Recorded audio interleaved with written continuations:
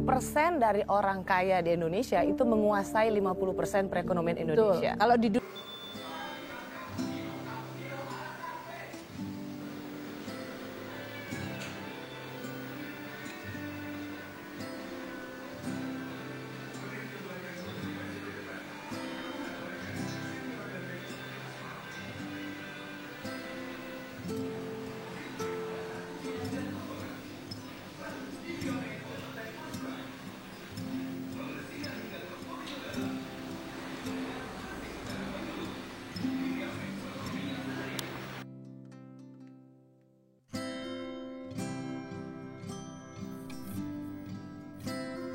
video kali ini saya beri judul Penjara bagi pelaku bisnis gestun.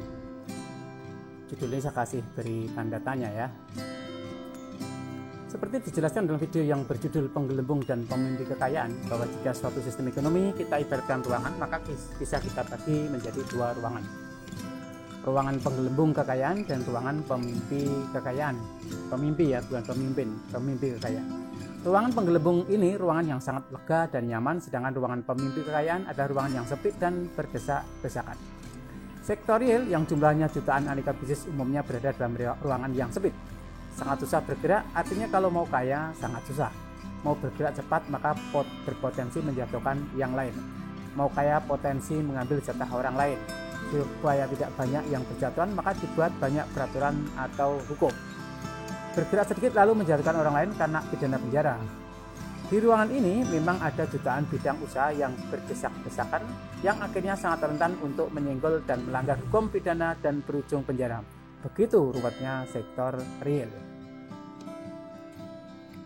Simak video yang berjudul Bisnis Kecil Terbatas Pidana Semakin Luas. Ini akan menggambarkan betapa rentannya sektor real itu bergerak.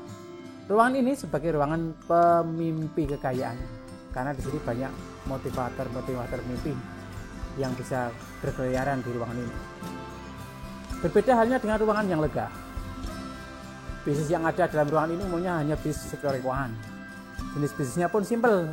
Bagaimana menggelembungkan uang kertas seperti dolar, menggelembungkan saham juga hanya kertas, serta menggelembungkan sertifikat tanah juga hanya berbahan kertas. Hukum yang menaungi adalah hukum perdata pada umumnya, yang potensi berubah menjadi pidana menjadi sangat kecil. Jadi hukum ini di sini hukum perdata bisa berevolusi menjadi pidana tapi sangat kecil.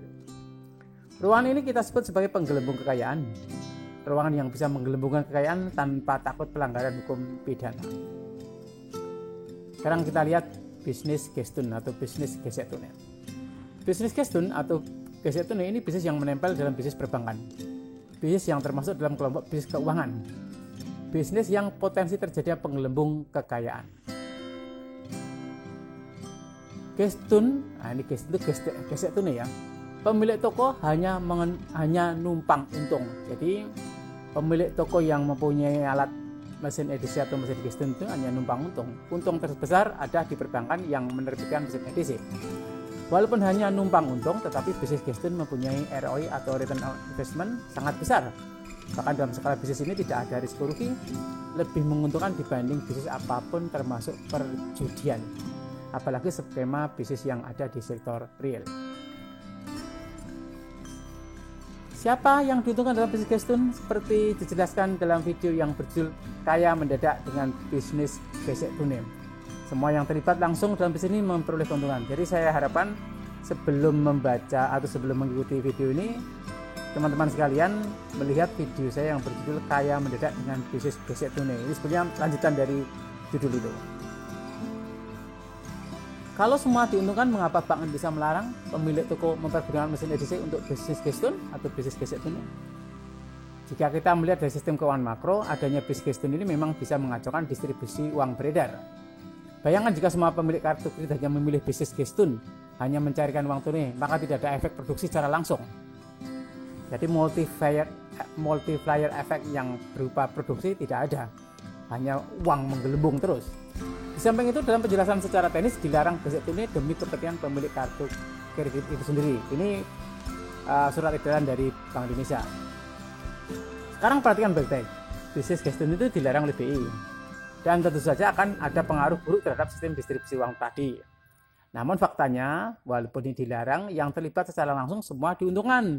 Baik bank penerbit mesin EDC, bank penerbit kartu kredit, pemilik kartu kredit, dan pemilik toko penyedia mesin.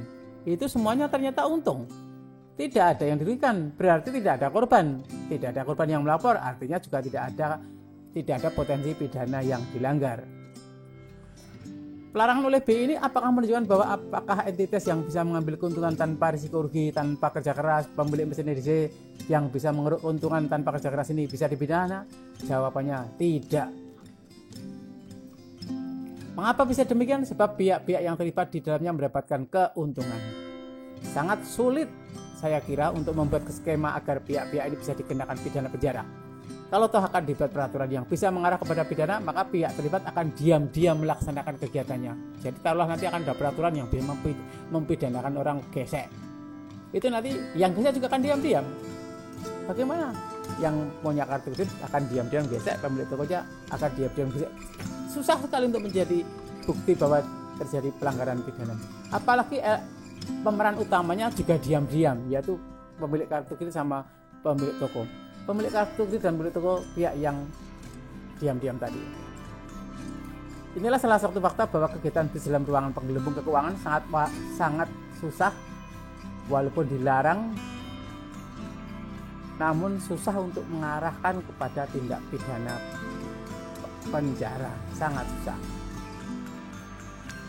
Lalu apa sanksinya? Kalau dilarang, apa sanksinya? Ternyata sanksinya paling berat ya hanya ditarik mesin EDC-nya, mesin gesek tunainya itu yang akan ditarik. Udah itu aja sanksi paling berat. Lalu mengapa bisnis gesek tunai cenderung diam-diam? Nah, ini masalahnya. Tentu saja karena jumlah bank itu tidak banyak. Maka kalau mesin EDC ini ditarik menjadi permasalahan dalam bisnis secara umum. Tidak hanya berkaitan dengan pemanfaatan mesin EDC untuk cash tune, tetapi untuk transaksi lain juga bisa terganggu. Misalnya untuk transaksi kartu debit. Jadi secara jelas bahwa alasan ini bukan karena untuk menghindari karena takut penjara, tapi karena kalau mesinnya nanti ditarik BI bank, maka transaksi dia yang berkaitan dengan kartu debit juga akan terganggu. Maka mereka akan secara diam-diam supaya tidak banyak ditarik. Toh orang juga sudah tahu. Demikian video ini dan saya harapkan Anda melihat video yang lainnya. Terima kasih.